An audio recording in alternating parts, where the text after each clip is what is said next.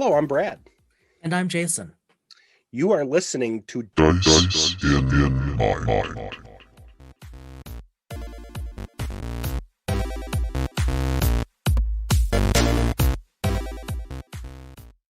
We are well into 2022, and hopefully all of you have stayed safe and stayed well. We all know that right now we're battling the virus yet again as we enter our 25th month of 2020, or as I call it, 2020 Part 3.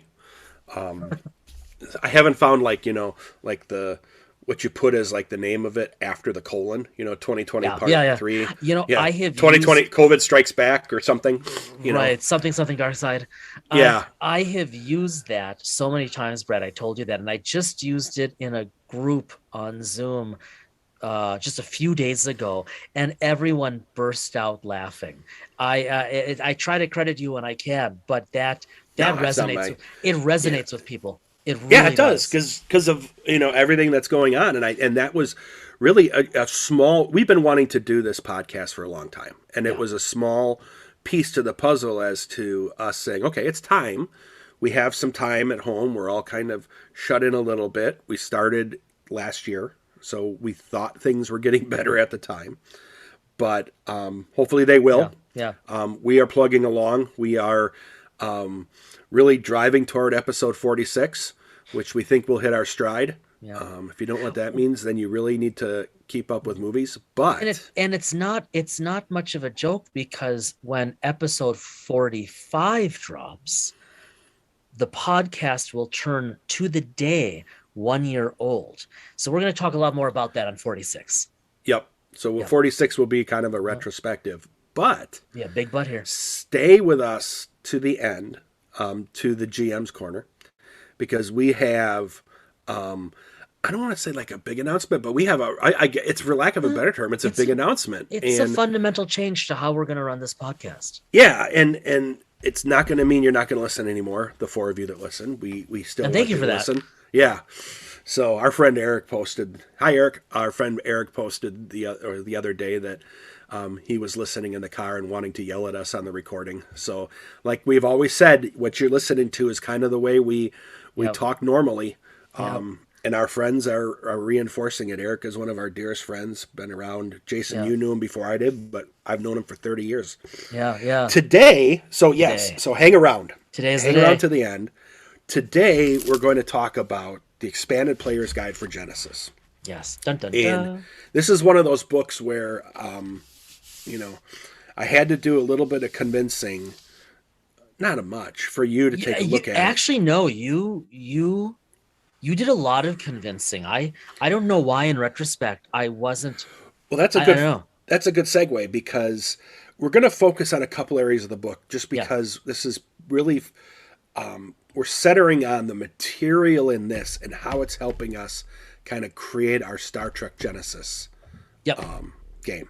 Mm-hmm. So, Jason, there was some areas, or an area of the book, I think there's a couple areas, that really caught your attention. Yeah, there were. That really was the onus for you to say, okay, I'll take a look at it. And you're like, okay, done.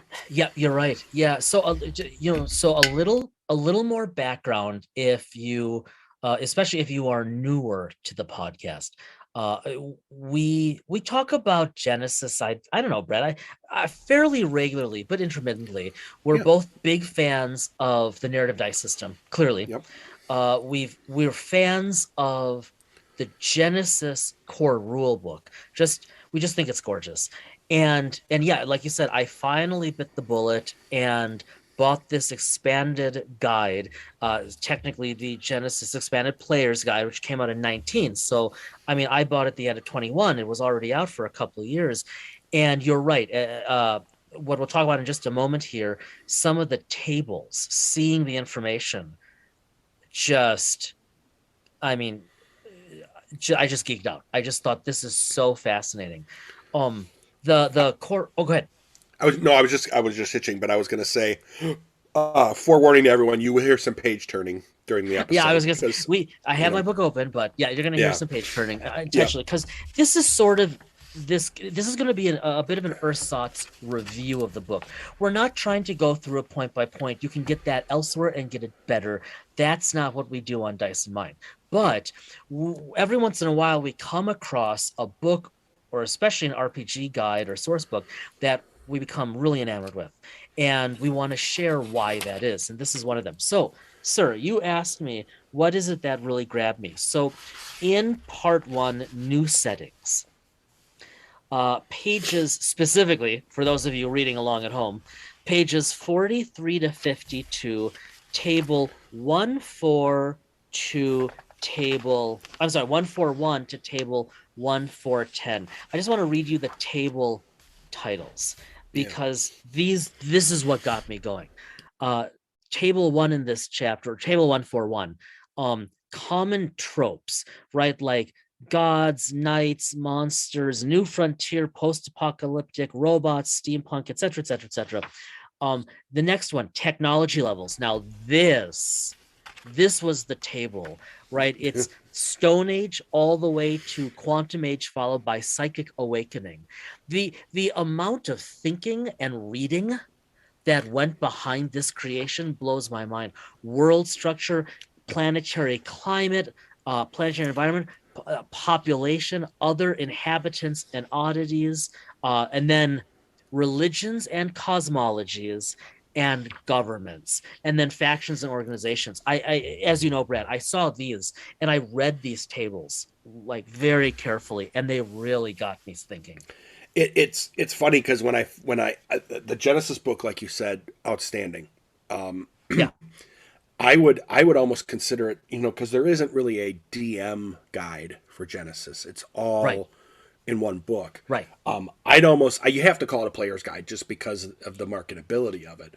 But you could call it the game handbook. And this would be the expanded. Yeah. It's really beyond just players. I mean, this is a GM guide, pure and simple. This is a GM guide, and it's a world building. It's a very, very well done world building guide. And the technology levels, if you're doing some random generation, it gives you D100 capabilities as to how to roll. Clever. And the other part of this that caught my attention, that I think was one of the things I talked to you about, was the idea in this book where we can look at vehicles. Yeah. And ships. And that just hit that Star Trek spot. Yeah. Because you and I had been talking, there was plenty of material. Obviously, we can use, like I said, you and I are doing this just to try the narrative system within a realm that we love. Modiphius's product is phenomenal. Yeah. But we can leverage some of that and just kind of merge it into a narrative system. But the book, I know you did. I know once you started looking at the book, the material that you started, I couldn't help myself. I had just gotten onto winter break, and I was going to just totally take it easy. And so naturally, because I was looking at this one day, I'm like, oh, we can stat some stuff out. Because we already, it wasn't that difficult to design a character sheet for our Star Trek port to Genesis. Yeah. Right. And then it wasn't difficult to adapt a vehicle / starship sheet. But then you and I started talking about, okay, well, how the heck do we stat starships, shuttles, phasers, disruptors, just all the ship and equipment stuff. And, you had finally convinced me to get this guide, and then break hit. And I'm like, oh, we can do this fairly straightforward. Mm-hmm. Yeah. I'll say on the side again that the Genesis, both guides, the Player's Handbook and the Expanded Player's Guide, with those two books, you can create any narrative dice world you want. They have some out there already that you can pre-do. The first, we're not going to get into it because we have a different focus. The first, really the part 1, they talk about 3 different environments or 3 different worlds to play within already that they've built, independent of Android and Terranoth and the other books that they've come out with. but this book filled gaps that I didn't necessarily even see. So That was the thing. Flipping through this the first couple times, because we've been through this how many, on our own. I mean, yeah, so many times.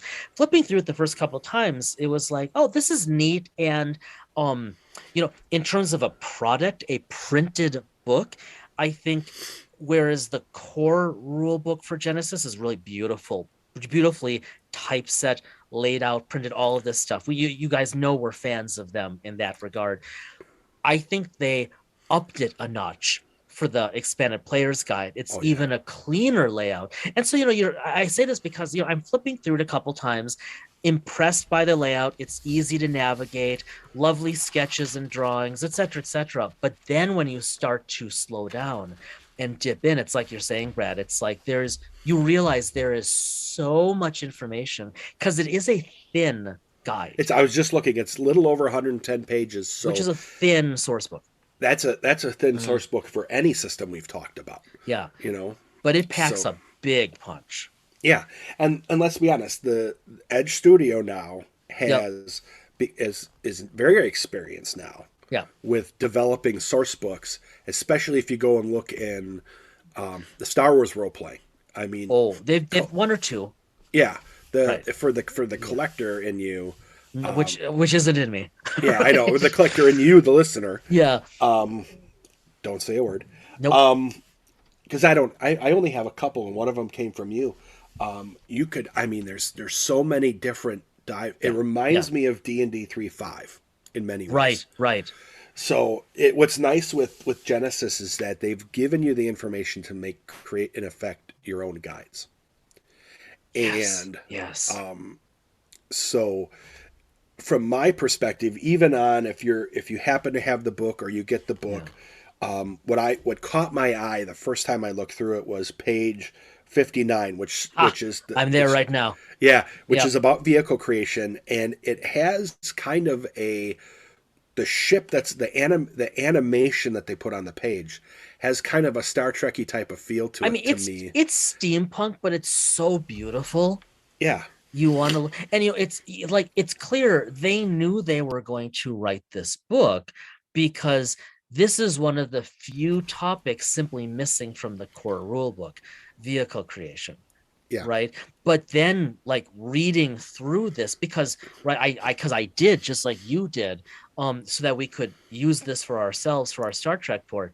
Reading through this chapter 1, vehicle creation. Wow. I mean, they make everything so clear. It's what is this? Silhouette, maximum speed and handling, occupants, encumbrance, capacity, consumables, defense, armor hull, etc. Weapons. I mean, it just goes on and on and on and on and on. And they kind of give you a rationale for things. And so like when we were able to apply this then to various ships we might see from Star Trek, it was like, oh, this is like I had done that, and then I read this, and it's like, oh, I've got to make all kinds of changes because they've provided parameters. Yes. I mean, thanks to this book, we technically have well, it's not beta. We have an alpha test ready outline of our game. Yeah. I mean, like you said, this is based off of an existing game system.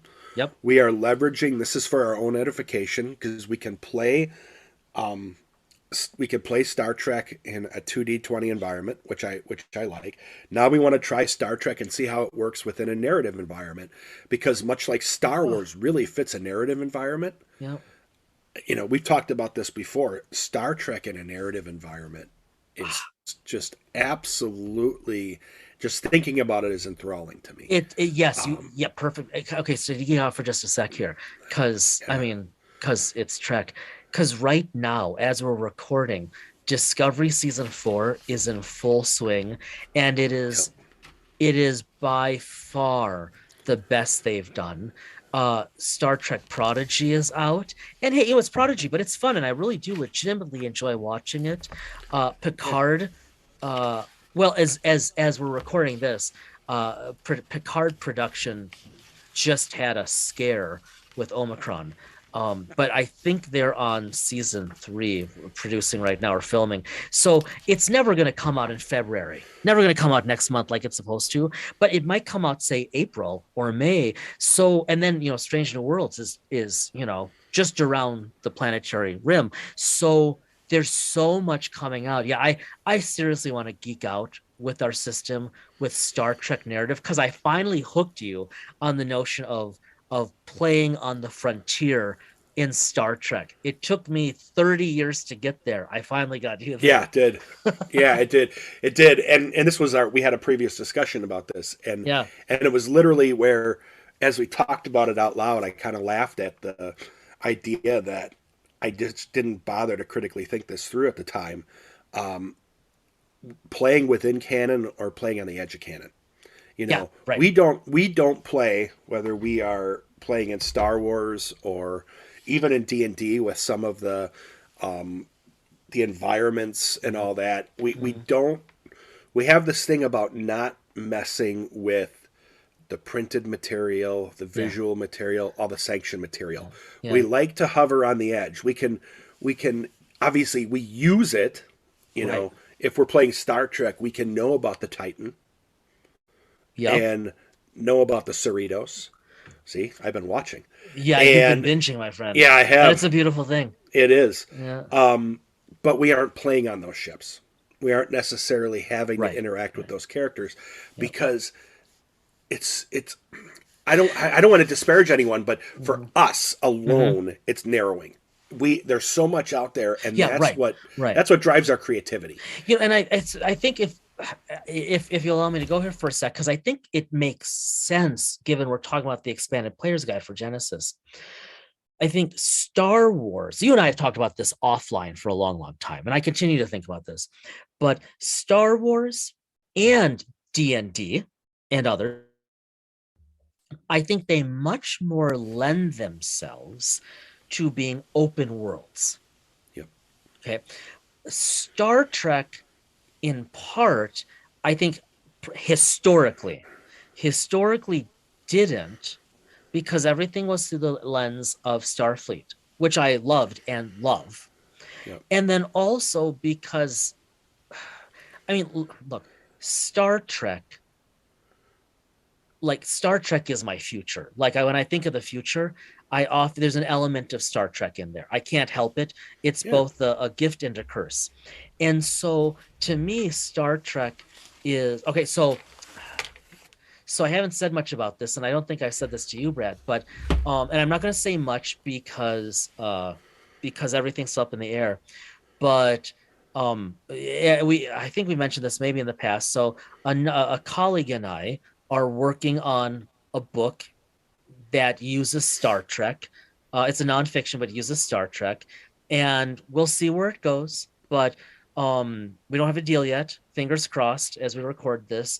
But one of the comments we got in feedback as we've been working with an editor and a publisher was, we want you to be careful to write in a way that reminds the reader that these are just characters and not real people. Oh, that's interesting. And I'm like, that's fair. That's fair. And so I think I bring this up because I think for me, because of how Star Trek has always been written, up until the past couple of years, because of how Star Trek has been written historically, and because of what it's meant to me personally, it always felt like I never felt like I had the right to dance with canon, right? Like you said, to work on the edge of canon. And now I do. And I think that shows like Discovery, yes, but really shows like Picard and Lower Decks are blowing. I was going to say blowing canon open. That's not right. They are showing us how the galaxy in Star Trek is as wonderfully open and diverse and unknown as in Star Wars, because the ethos has changed a bit. And I just wasn't ready to go there up until a few years ago. And now I'm there big time. And I think a book like the Expanded Player's Guide couldn't be better timed. Well, it's just, we'll get back to that. It's funny you bring that up because, yes. no, but it's funny you bring that up because, again, I've known I've known for a while that you and your colleague have been working on the book, but I didn't know about that comment. But I can imagine when you're writing, you can either say, well, the Picard character, blah, blah, blah, blah, blah. Or you Right. could say, well, Captain Picard, blah, blah, blah, blah, blah. Yeah. And there's a very And distinct and there's difference and there's a in a, difference. Yep. yeah. Yeah. But we've been, you know, when we talk about Trek, when we talk about starship building and all that, like we're doing in the Expanded Players Guide, Hmm. we talk about it as actuals Yes. rather than theoreticals or rather Yes. than fictionals. Hmm. So, you know, now you have me right in the middle of the episode, darn you. Now you have me thinking about how I iterate these characters. Yeah. Not that I'm gonna change, Hmm. but this idea of writing them as actual people Right. versus, you know, characters developed by other people. Because that's the goal when creating a PC, is it not? To Yeah. write them as actual people. Like, I know you have thought a ton on backstory for several of your NPCs, Well, when we had Shelley right? on, Mm-hmm. our Yeah. episode, she talked Shelley about Mazanoble, right? Dragon Talk, Dragon Talk. author. Sorry, Mm-hmm. Shelley. I didn't introduce you properly, and that's my fault. But I think everyone knows you. Yeah, pretty much. You know, Shelley talked about creating characters that were not necessarily aligned with herself. She's playing Yes, right. out of character. Mm-hmm. We've talked many times about you playing out of character rather than being a cerebral magic user or something like that. You are in effect, for all intents and purposes now, especially with the after the latest episode, when you're really getting close to leveling, Yeah. you're going to be a Yeah. true tank. Yeah. You know, Which is so awesome. yeah, but Okay, okay, it I got to give you a real, this just happened yesterday. okay. And I haven't shared. This is perfect example. I was chatting. I was on Zoom, because right now it's just not safe to get together. I was on Zoom catching up with a friend slash colleague, slash whatever, co-PI, and we were talking. We were talking. He's got two kids. I got two kids. You've got a couple kids, and but his older child, his daughter is just so, like 17 or 18, I don't remember. And she's really, I met her once in passing, but she's really, my friend John was telling me how she's really into D&D.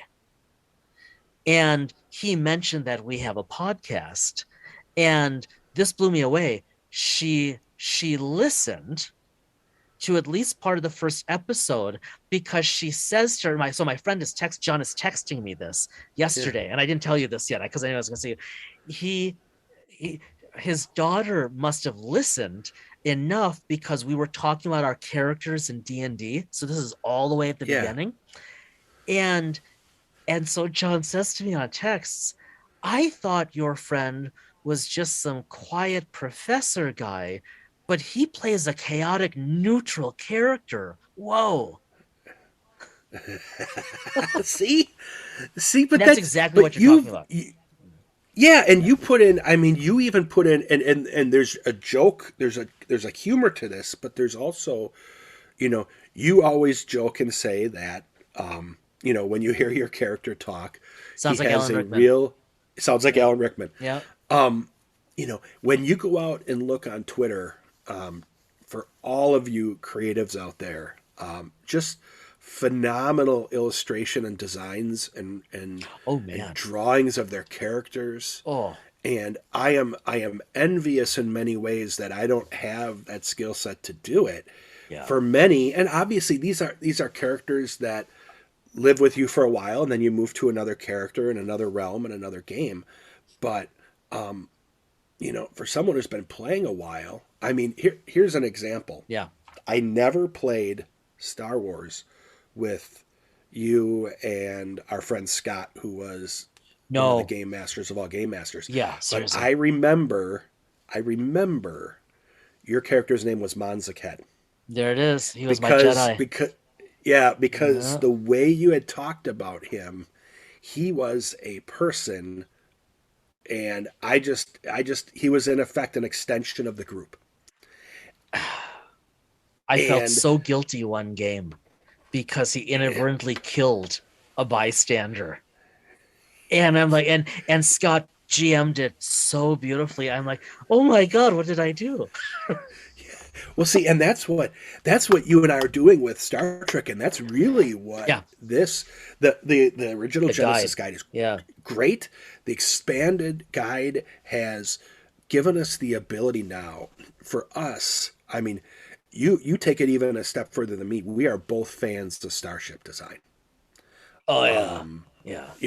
And you're even a bigger connoisseur of that than me, but I am a huge fan. It was one of the first things when this is going to give away the end of Picard, but when Riker and the fleet warped Oh, in, on the inquiry class. Oh my God. yes, On the and Zhanghe. I said to you, because that was a fundamental shift for me because these were Yeah. all like almost warships. What was the first thing? It wasn't that Riker was back. It wasn't that Right, right, Riker was ready to kick someone's caboose. It was, right. wow, they have a lot of that same class of ship. What is Yep. what is going on with Starfleet? Yep. Because you and I are I still watch. I'm binging DS9 again as I Yeah, normally so do once cool. a year, Yeah. and seeing all the different ships and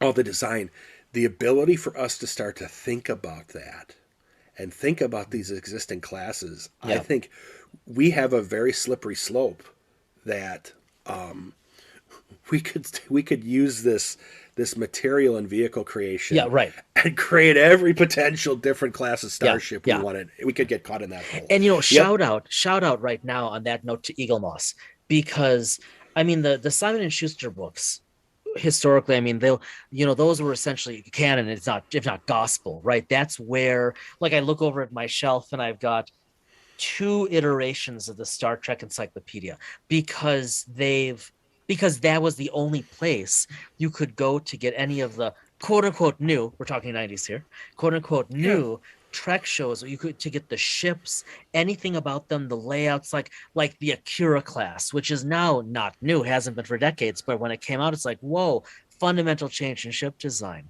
But now, thanks Yeah. to Eagle Moss, I mean, there's so much available for us to geek out. And then, like you said, using the expanded player's guide to stat that. Okay, switch gears for just a sec, because I'm on page 39, Yeah. chapter 4, skills and talents.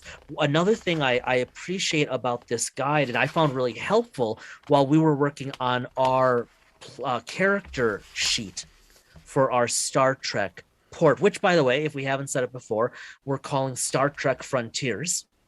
Yep. That should surprise no one. But I like that they have everything here. And all of the skills, and they specify to an extent with setting, and then we you and I have not looked at talents at all, which are the No. Genesis version of D&D feats. And Yep. and we need to. That would be a good thing to geek out, because we don't have talents yet. But just the fact that on the same page they have these, and then they have instructions for how to create additional skills, additional talents. Like for us, we add under knowledge skills, we have, and we take this, thank you, Modifius. Yeah. We have command, operations, and science, right? And the beautiful thing about this guide is that it's so easy, well, to use it as it was written. Yeah. And I mean, they have it tiered, like you said. We haven't really gone down the talent street, but I think No. Star Trek leans in that direction. I think I look back on the episode. Who's the character in Lower Decks who is the half bionic? Oh, I cannot so, oh remember. my I God, I cannot can't remember his believe I name. just lost it. I must be I tired. Um, oh my God, that's terrible. he was a Uh, very good engineer, but he was trying to spend more time Rutherford, with the friends. Ensign Rutherford, thank you, sir. Rutherford. Rutherford Yeah, transferred to command class, that was a transferred to great. operations. I think I'm gonna Yeah. leave. Yay, you found your calling. So Yes. Trek. You know what? Okay, so So here I'm putting this public right now. When we start to work on talents, not trees, but talents, Uh oh, now I really want to do this. I want us to have a talent called Mr. Tricorder. Okay, I I don't don't even. care I'm what it afraid. does. You know the scene I'm talking about. Yes. Yes. Um, Let's keep it rated G, but I can imagine we could go no, down well, a no, I real. mean, because Mr. No, it was with Data, right? Yeah. And Data's integrating his new Da, chip and da, da, Mr. da, da, da, da. Tricorder. And to this day, every time I take out my wallet and there's anyone around at home, I just flap it open like Mr. Tricorder and my poor family. There was a song. There was a song that he did with it. Life forms, Yes. precious Thank little you. life forms. Dun, dun, dun, dun, dun, dun, dun. Yeah, that's the ending. That's the ending. I'm gonna have to go watch Generations one of these days now. Yeah,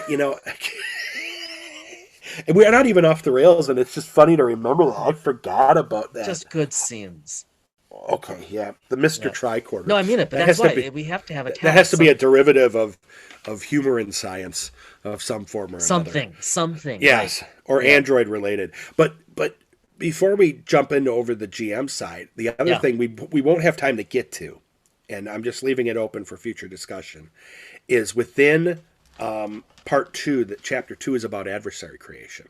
Yeah. And here's what's interesting is, like my small collection of Modiphius books, I have the the Klingon guide, Klingon Yeah, player's which guide. is, man, so interesting. So interesting, and you can see their growth as an organization, as Yeah. Modiphius, as they Yeah. continue to iterate. I'm ready for them to release the Romulan guide. Cough, cough. Well, yeah, because Um, I mean, URY and Q4, they made a profit. Yeah, yeah, yeah. So, and maybe in the future you'll hear us talk to someone about this, but Yeah, we'll more leave on that that for later. a little bit. Yeah. Yeah. But here's something that I'm going to leave out for us. Early on in TNG lore, they originally were going to make the Ferengi the main adversary That's right. of the Federation Yep. and the Enterprise.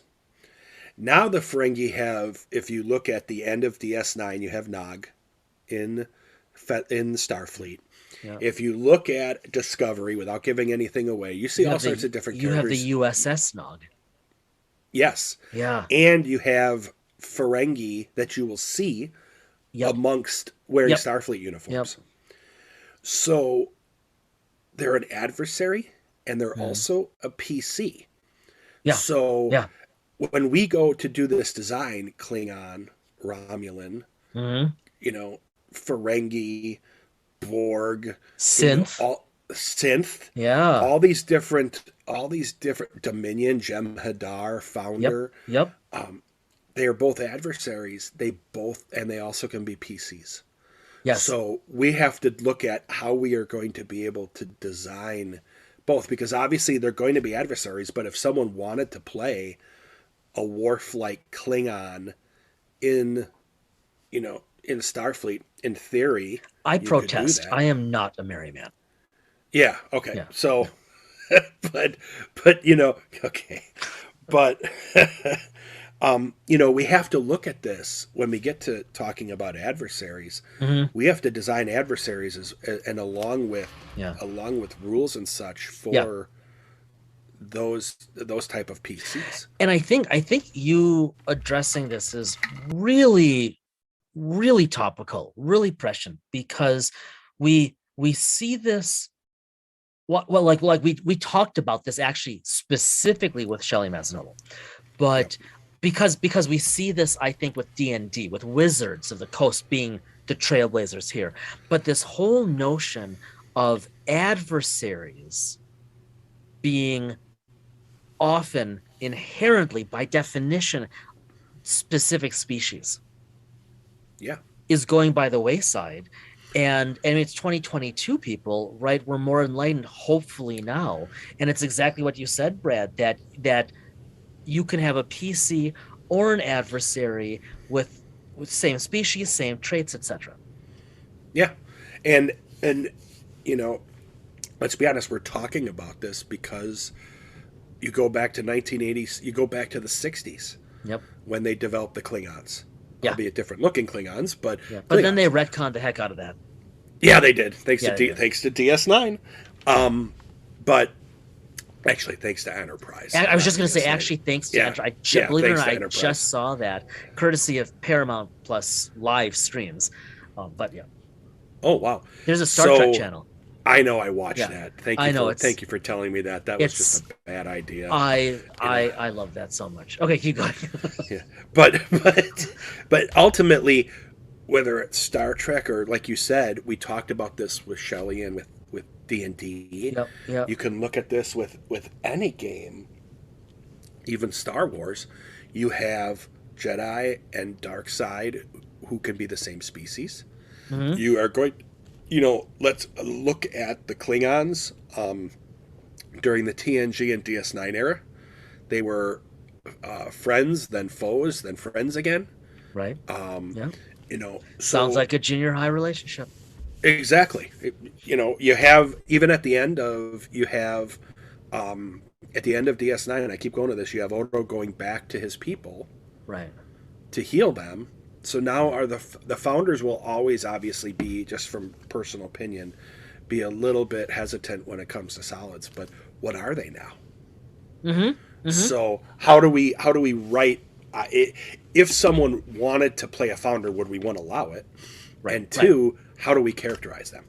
And then it brings us back to the guide, right? Because it gives us tools, literally a toolbox, where we can at least think our way through how to do this. Because it's so, I'm just flipping through here, right? Quickly constructing an adversary. And I should say, it was something to remind everybody is, because I'm looking at page 75, that in the Genesys system, adversaries are either minion, rival, or nemesis, right? Minion is stormtrooper, right? That's always the pew pew, right? Yeah. And the mechanics are, right, you roll for the group of them. They are minions.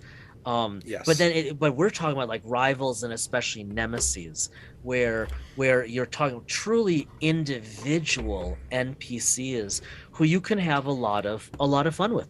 Or alternatively, like we're planning on doing an D&D game together, Brad, like sidekicks, right? And yes. I mean, D&D has some great rules for that. But I think the guide is a reminder that you can really wax on as much as you want with this stuff. Yeah, and I think just going back to this before we head over is Star Trek, D&D, and all that. Just to kind of summarize what you said. Adversaries don't have to be species. No. Adversaries can be characters. I think we would argue they should not be. They should not be.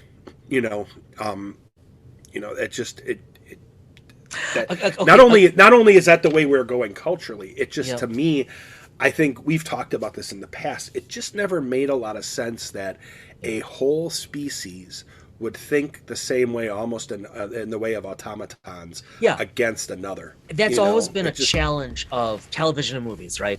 But well, I mean, like, let's go to Star Wars for a moment here before we wrap up. I mean, someone from Dathomir can still be a hugger, right? Yeah. Just watch out for the horns, right? Yeah. On that note, I think an example of precisely what you're saying. Now, spoiler alert. I'm being serious, everybody. Spoiler alert. We're going to slip into the Book of Boba Fett. So if you haven't seen the first couple episodes, look away. Come back in 5 minutes. Yep. Okay. Now that the spoiler alert is there, let's look at the first couple episodes and more. Look at what we see with the Sand People. Now we know that there are different tribes and thus cultures. And instead of them all being this monolith, which is exactly what you're saying, my friend, now we see Boba Fett being captured by them and then learning to respect and even help them. And, nod to the writers, big nod to the writers, ending episode 2. I guess I should call it chapter 2 because it's the Book of Boba Fett, but ending chapter 2 with what is clearly a respectful nod to Tamura Morrison's Maori heritage, with the sand people dance around the fire. It's like, look at all of the different personalities and tribes and cultures. And so, yeah, we are seeing that, and we're seeing it just like with D&D. You can now play goblins as a PC, right? Pathfinder actually got there first. No, sorry. They didn't. I was gonna say, I thought you could play a space goblin, but I think that's strictly NPC. So never mind. I take that back. No, but that's it. I know we've gotten a little off track from the Expanded Players Guide, but I think this all goes into Well, yeah. the idea of world building, and I think if there's one thing that I would say coming out of this is, don't look at it as just an expanded guide on how to play a character. It is not. It is not, and you'd be doing yourself a disservice if Yep. you are a fan of the narrative dice system. Excellent. To not seriously look at it. And I'm not trying to sell it. No one at Edge even know we're talking about this. You do yourself a disservice if you didn't take a serious look at this. If you're trying to use great. Genesys, even if you wanted to use Star Wars gives you material, but this gives you material you could apply there. Well, that's the and look at what we're beautiful thing applying about with Genesys. Star Trek. Right. Yeah. Right. Yeah, definitely. If you're playing Edge of the Empire, Age of Rebellion, Force and Destiny. Force and Destiny. I never remember Force and Destiny. Thank you. This is so useful. You do need the core rulebook. Yep. You definitely need it, but this is not one of those cases where it's 80% overlap. None of this material is in the core rulebook. This is truly a supplement worth having. Yeah, absolutely. And kudos to Edge for taking what was FFG and now the folks that have moved to Edge for taking that Star Wars system and generalizing it and creating a toolkit for us to apply anywhere. We are very much looking forward to what Edge does with the system, not to mention with Star Wars RPG. Now that they hold the license, we know from what we've read, like the rest of you, that they are focused on re-releasing I don't want to say classics, that's the wrong word, but re-releasing the most popular, most sought after rule books and source books. But we are really hoping, if anyone at Edge is listening, please take our money. We are really curious to see what you come out with for Genesys and Star Wars specifically that is new. Looking at what they're doing with Twilight Imperium. I want to say it's Rokugan. I don't follow those. But looking at the other games, it's really impressive. We're just waiting. Yeah. There's so much. I mean, it's funny how I look at Edge. I look at Modifius, especially just because I did a little bit of Black Friday wallet destruction with Modifius. Yes. But there's just, and I've talked about Torchbearer and Burning Wheel. And we'll eventually get there. So much out there. Yeah, there's so much out there, and so much to talk about. And so let me pause there and jump us over to the GM corner, because I'll let Good call. In terms of us talking about role playing and talking about games. We have some news about this. And I'm gonna let Jason, because Jason, you can be much more eloquent than me talking about this.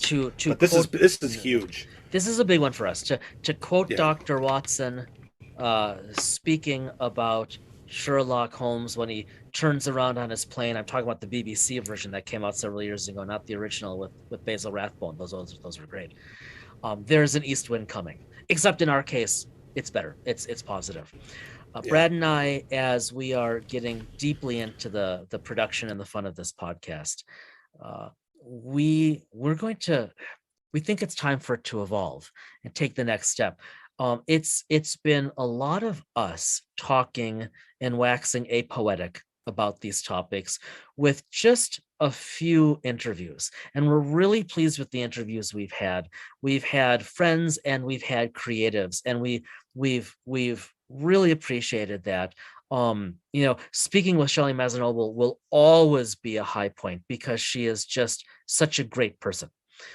And she had so much to say. And man, if you're listening, we want to have you back before long. And she was gracious enough to be our first creative from really out there. We had some other interviews, but for her to take the time with us was outstanding. From one of the major houses too. And so on that note, as Brad kind of teed off here, now we're not going to say much, but this is our tease. This is episode 34. Starting with episode 35, we're changing our format a bit. And here's what we mean by that. What we do, right, looking through the lens of RPGs at real life and vice versa, right, geeking out as some middle-aged professionals and fathers and nerds, that's our fabric, that's our core. We're never leaving that.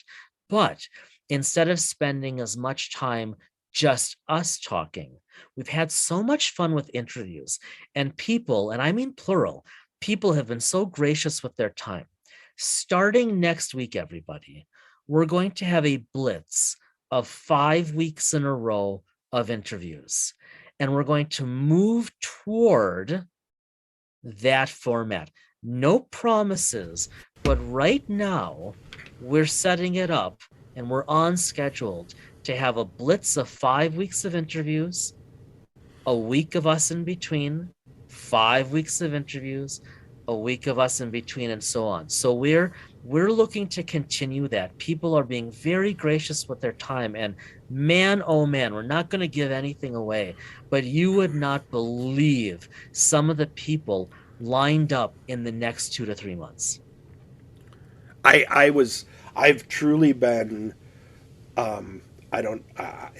surprise is the right word, because I just unbelievably thankful that we have had the opportunity to talk with the people we've already talked with. Yep.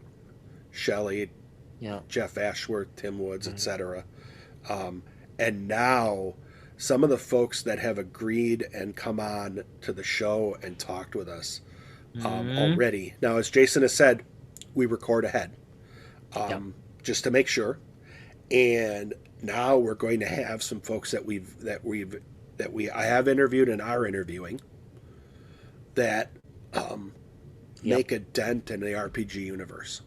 Yeah, that's a good way to say it. That's a good way to say it. Again, we're not a million listener podcast, so we joke about listenership, but we're not gigantic, and we know that. But we love doing this, and we've been able to get some folks on who are going to bring really interesting perspectives. And I want to say this is that Jason and I, like you said, we're both middle-aged white guys. We both have daughters. I have a son. We are watching our children grow up in obviously a very different world than what we grew up in. And so we have tried to make sure that who we interview broadens the perspective of our listeners. Right. And in the back of our head, I mean, Jason, I'm going to speak for you. We look at this from the perspective of what creatives and who do we want that we think are changing the paradigm of gaming and such that we think would be important for our kids to listen to and extend and exude our values. What I want to make sure of for those of you who are out there, and we could probably have put this earlier on in the podcast, is that we are two middle-aged white guys, but we are really trying hard to focus on equality, I can't say the word, being inclusive. Wow. Yes. I'm sorry, but we want the opinions outside of our own. That's really one of the reasons we started this. We want to talk to people who represent the world we live in, and as importantly, if not more so, who represent the world we want to live in. Yes. And much like Brad has said, the community we've encountered on Twitter is nothing short of remarkable. The positivity, the generosity, the collegiality, the sense of community of the RPGers on Twitter. It's it gives one, if not faith, then at least a little bit of hope once again for humanity. And Brad and I consistently are finding the same thing with the people we're talking to for our interviews. And I'm using that plural again because as we record this, as this episode drops, we've already interviewed a bunch of these people. We're already working on the next Blitz of 5. So big things are coming for Dice and Mind. I think, Brad, you put it beautifully and perfectly that we are increasingly talking to people who are putting a dent in the RPG universe. These are creatives, many of whom, almost all of whom are involved in one way or another with the many games we love, some of them tangentially, or I should say adjacently, and some of them right in the center. And you guys heard that right. So stay tuned, because in the coming months, and we mean that, in the coming months, we have some really cool interviews to bring you. And then after each group of 5, we're going to take a pause. We're going to look back. We're going to do our thing. We're going to have a little fun. And at the point where we decide we don't want to talk to people anymore, we'll do something else. Well, and you might see an episode, like we've talked about today. We're still working on Star Trek.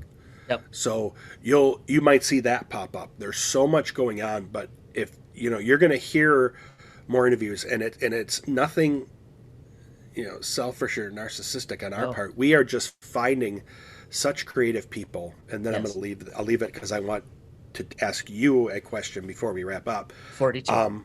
Okay, thank you. Yeah. Is that I have been in discussion realms going back to the 90s, and there are always one or two or a group of people that just want to stir the pot. Back in the day, this is not indicative of D&D, but this was a term that was used: don't feed the trolls, the people that create the negativity. Not that there's anything wrong with trolls as a species. Yes, I want to make sure that we're clear on that. No, because I just got done talking about that. But when you go out and we follow a lot of people on Twitter, and we read, I mean, both of you and I independently, you'll be able to tell the difference between who's posting, because the ones that are eloquent and well written are Jason, and the ones that look like they just had 14 Diet Cokes are mine. But decaf, Brad, decaf. Yeah, decaf. I don't even know what that means. But I have yet, and again, I know that they all exist somewhere, but I have yet to get down any rabbit holes in Twitter discussions in the tabletop RPG not family. in that community, and you can tell people are being cautious about it. And they're being cautious, and they're being respectful, and they're being welcoming. Yep. They want more people involved in this. But let's be honest, at the risk of ostracizing anyone, it's an exceptionally open, progressive, welcoming community. So I suspect there's not that much diversity of political thought, but there's probably some, and no one's putting anyone down. Well, and I'm not even talking politics. I'm just talking about, what's your favorite game? How would you play this? I'm talking even within the realm of how gaming works. I mean, obviously, from a political perspective, we purposefully... One, we don't need to talk about that here. I think it's pretty clear kind of where we sit on things. Not our purpose for the podcast. No. Yep. Two, we don't follow that type of stuff on Twitter. We purposefully don't. We focus our Twitter within the gaming community. But so by doing that, we've eliminated a lot of noise. And we see a lot of people, and we actually see, I think, a more pure look at this community and this group of people, inclusive, whoever, however, whatever you feel like you want to, how you identify and how you believe in what you believe. So kudos to all of you, and thank you for allowing us in. Yes. And so on. Now, let me ask a question before we wrap up. I have not, because of all sorts of business going on. Yeah. Had a lot going on to be able to read. Yeah. But you've posted a picture of a book, and I wanted to make a sure. couple times, yeah. Yeah, I wanted to make sure we bring that up before we wrap up. I wanted Yeah. you to talk about that briefly. On my desk right now, in my hand right now, is this beautiful book. I really appreciate what Keith Amon has written, and we'll put a link in the show notes. He is best known for his blog and then his book, The Monsters Know What They're Doing. He also wrote Live to Tell the Tale, and it's a player's guide for these are D&D books, right? And I especially like that one. Well, I've been watching for months as his third book, More Monsters Know What They're Doing, was coming out, and this is then the 600-page follow-up that looks at tactics to use as a GM with the monsters in Volo's and Mordekainen's guides, D&D 5e, and then also some of the monsters, quote unquote, he missed from the original monster manual. He's a lovely writer. He makes this stuff fun. It's a bit of a tome. It always has just the most wonderful artwork. Just fun and funny. Anyways, as I've been posting on Twitter, as we record this, not as you hear this, you were looking for this book. I've been waiting for this book for a while. Yeah. There's a pandemic, in case you didn't know, and there have been well-documented supply chain issues with all kinds of goods, especially things like books. And I'm fairly certain that's what happened with this, because the date got pushed back. The bookstore still don't have it. I reached out to my friendly local game store. They can get it, but they don't have it. And if they don't have it, it's not out there yet. The couple Barnes and Nobles near me, they don't have it. They have one on order. Then I saw that Amazon suddenly had it in stock, and I gave in. I try not to get all of my books through Amazon, but I gave in because I could not get a physical copy anywhere anytime soon. And I'm glad I did. I've just, you were saying you were busy. I've past couple weeks have been busy, and so I mean I'm through the preface. Tonight I'll read a bit, and then I will get into this, and so I'm sure I'll share an update. But Keith, I've read his first book. It's outstanding. You love it. Yeah. So Keith, good on you. These are just someone who can make a stat block from D&D fun, man, that you want to read that. So this is just good, healthy, funny nerdery. All for it. So with that, since like you said, Brad, you haven't had time to read much, and we haven't played much, we're gonna call it there. We will see you next week, and in fact, the next 5 weeks, for some fun, funny, fascinating interviews with people who are making dents in the tabletop RPG universe and beyond, as you said, Brad. So with that, as always, especially these days, be well, stay well. We will see you next week.